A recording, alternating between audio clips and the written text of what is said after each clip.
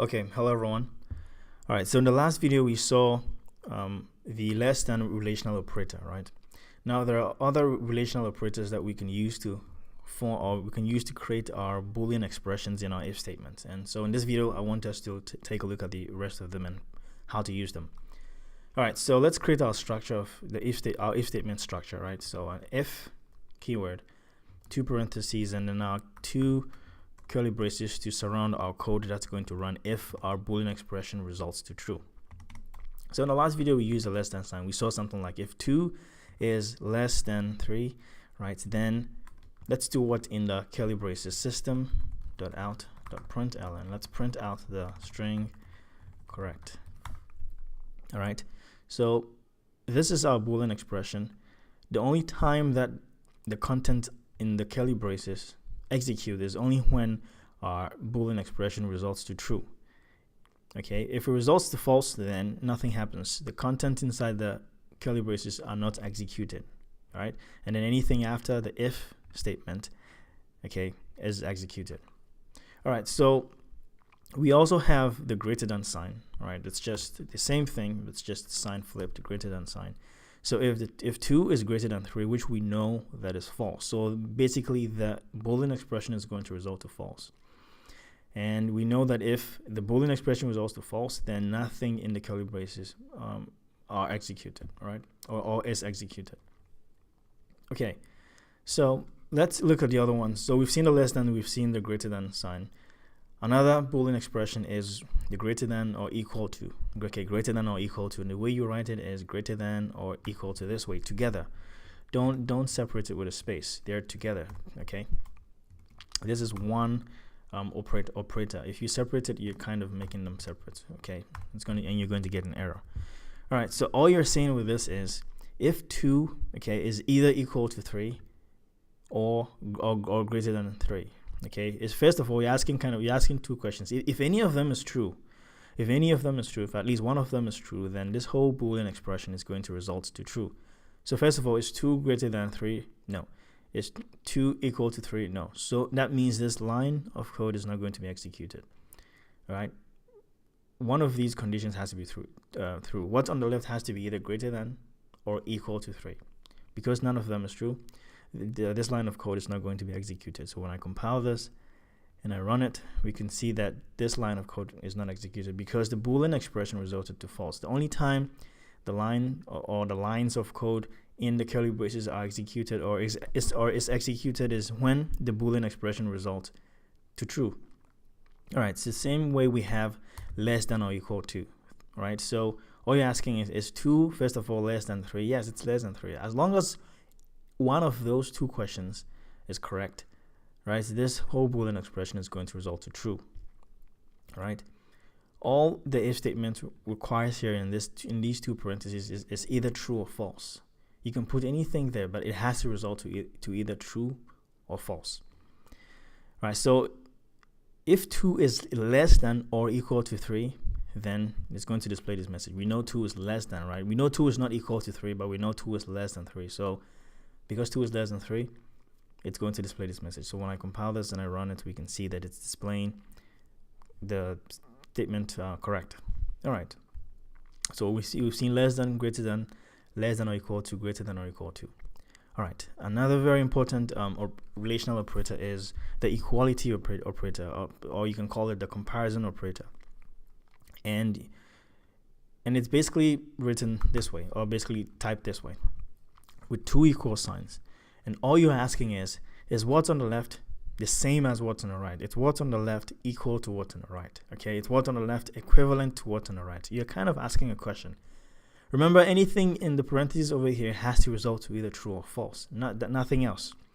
It's asked the if statement wants to know if whatever is here is either true or false. And if it's true, it's going to do what's in the curly braces. If it's not, then it's not going to do what's in the curly braces. So over here, when you use two equal signs, you're asking, is 2 the same as 3? Because we know 2 is not the same as 3.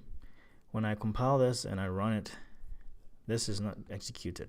This line is not executed. But when I try something like, is 3 equal to 3? Is 3 the same as 3?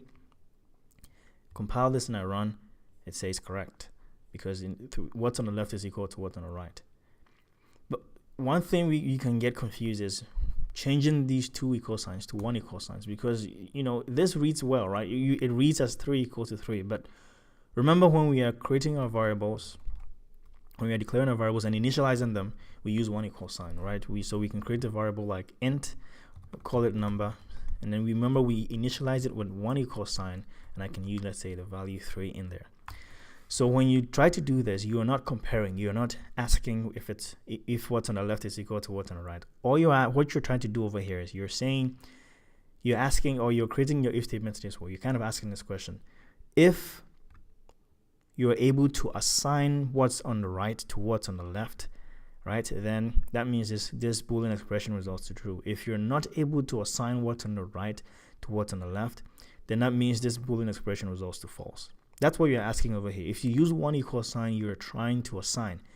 One equal sign is an assignment operator. Two equal signs is an equality operator or a comparison operator. You're now asking. So don't confuse one equal sign with two equal signs. When you try to do one equal sign and you compile it, you're going to get an error. Why? Because see over here it's saying unexpected type. It's requiring a variable, but it found a value because it's trying to assign what's on the right to what's on the left. And when it's trying to assign this number 3 to what's on the left, it's requiring a variable so that it can store the number 3 in there, right? It wants to store 3 in a variable, all right? Something that it can store itself in. So it's requiring a variable over here, but it found a value. So basically it's trying to say that it cannot store the value 3 in the value 3, but it's requiring a variable over here so that it can store itself in there, but it found a value. And so this is an error. Now you can try to create a variable. I'm going to uninitialize this. I'm going to just declare a variable number. You can try to say, okay, this is a variable, so let's see if this works. When I compile this, you're still getting an error. So let me explain this. So basically, again, you're asking if you're able to store the number 3 in basically this variable, then this whole Boolean expression is going to result to true, right? It kind of makes sense, but at the same time it doesn't, because the parentheses of this if statement, okay, of this if clause over here, we expect true or false. It expects a Boolean value. So over here it's saying that incompatible types, it found an int, because over here you're storing the number 3 in this int variable. So basically 3 is stored in here, and 3 is an int. It found an int over here, but it's expecting the value true or false, which is a Boolean, right? It's expecting true or false here. So it's basically saying that, okay, I've been able to assign 3 to number, but this is not true or false. What is this? It's not true or false. I need to know if what's in here is true or false, right? Because it's saying this is just a variable, because 3 has been assigned to number. This is just an int.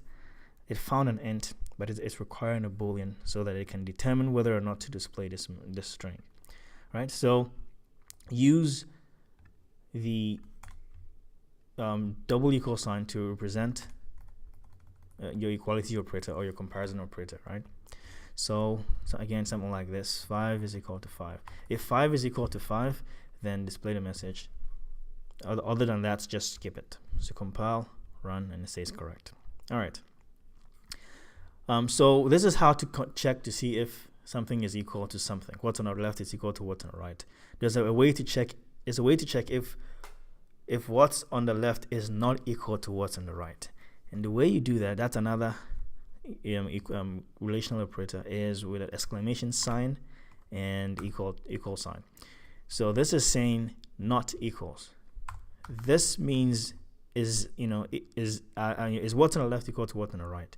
This is saying is what's on the left not equal to what's on the right, right? So if what's on the left is not equal to what's on the right, then the Boolean expression over here is results to true, right? If 5 is not equal to 5, let's change this to 4. If 4 is not equal to 5, this means not equals, right? Not, exclamation sign means not, and then equals, right? So not equals. So if the question you're kind of asking is, if 4 is not equal to 5, right? So that is what's going to result to either true or false. We know 4, right, is not equal to 5. So that's true. 4 is not equal to 5. So this statement is going to execute. It can be confusing, right? But it's at the same time, just think of it in regular terms, right? Yeah, you're kind of asking a question. Is 4 not equal to 5? That's true. Or you're saying 4 not equal to 5 is true, right? So if 4 is not equal to 5, we know that 4 is not equal to 5. So this is going to result to true. And so if true, the only time the statement in the curly braces executes is when the Boolean expression results to true. All right, so this is how to say if something is not equal to something. All right, so this is our the next relational operator, right? All right, so you can play around with these. You can try them, come up with other examples and just have an understanding of how they work, right? So if you have any questions, please comment down below and I'll do everything to respond to them. Thank you very much for watching. Take care of yourselves, and I'll see you next time with the next video. All right then, bye bye.